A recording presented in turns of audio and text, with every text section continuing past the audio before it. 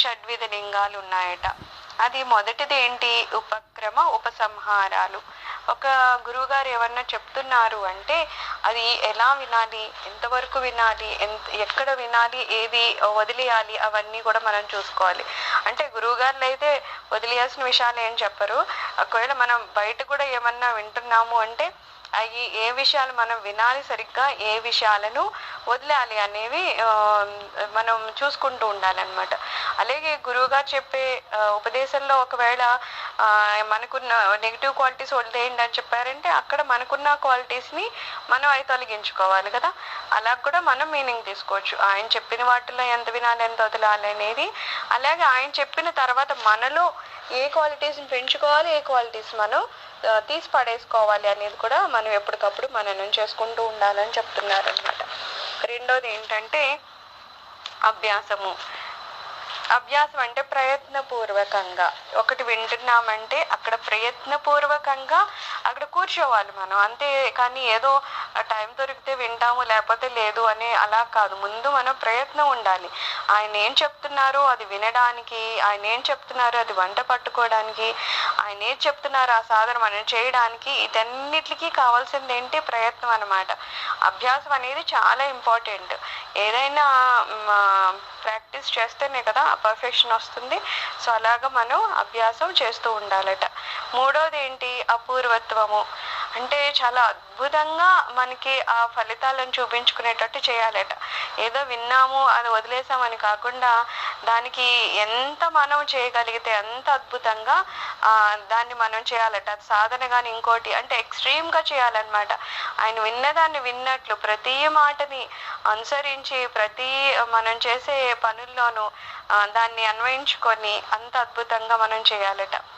నెక్స్ట్ది ఏంటంటే ఫలము. దాంట్లో ఎటువంటి రహస్యాలు అవి మనం దాచుకోవాల్సిన అవసరం లేదు.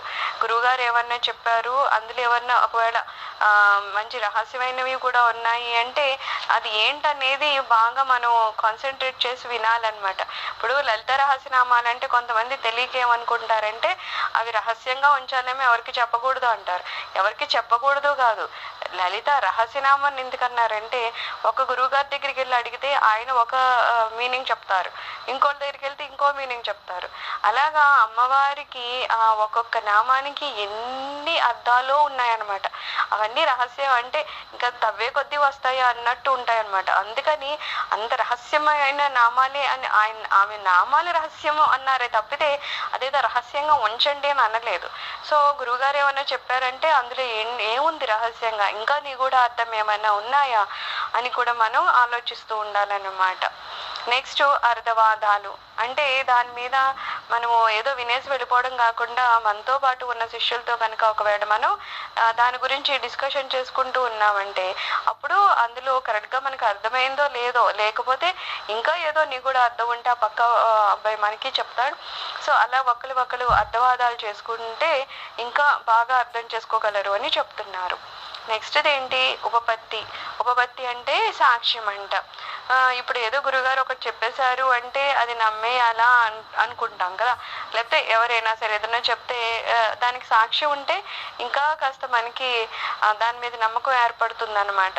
సో దాన్ని గురువుగారు ఏం చెప్పారో దాన్ని మనకి సాక్ష్యంగా చూపించేవి ఏమైనా ఉన్నాయా అనేది కూడా మనం గురువు గారిని తెలుసుకోవడమో లేకపోతే మనకుగా మనమే ఎక్కడైనా ప్రయత్నించో వాటి సాక్ష్యాలను కూడా కలెక్ట్ చేసుకోవాలన్నమాట. ఎప్పుడైతే అవన్నీ మనకు దొరుకుతాయో మనకి ఆ శాస్త్రం మీద గురువుగారి వాక్యాల మీద ఇంకా ఎక్కువ ఇంట్రెస్ట్ వస్తుంది. దీని వలన తాత్పర్యం తెలుసుకోవడము.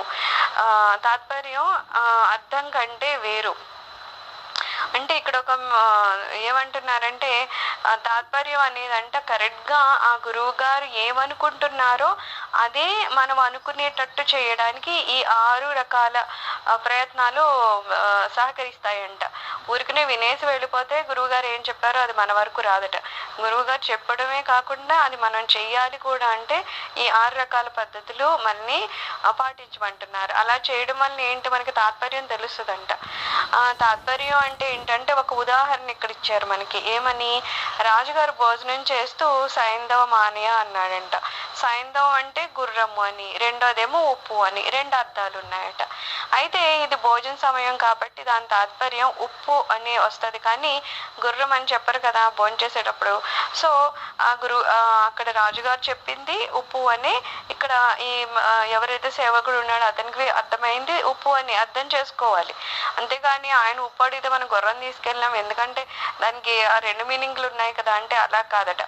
అందుకని గురువుగారు చెప్పేటప్పుడు ఆయన కరెక్ట్గా ఏ మీనింగ్తో చెప్తున్నారు, ఏ అర్థంతో చెప్తున్నారు, కరెక్ట్గా మనం ఎలా సాధన చేయాలి అనే దానికి ఇవన్నీ సహకరిస్తాయి అంటున్నారు.